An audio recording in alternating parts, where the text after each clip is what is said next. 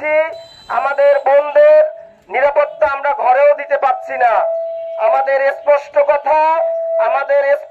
কথা, আমাদের অবশ্যই আইনকে শক্তিশালী করে ধর্ষণ হলে অল্প দিনের ভিতরে যাতে বিচারের আওতায় আনতে পারি এবং আমরা যেন দৃষ্টান্ত উপস্থাপন করতে পারি, এই বলে আমার বক্তব্য শেষ করছি।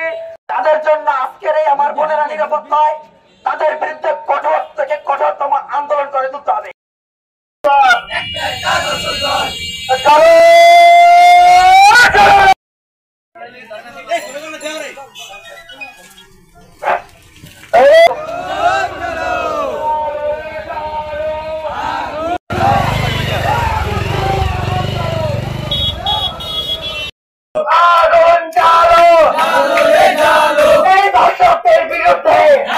সেটা খুব দ্রুত সময়ের ভিতরে করা হয়।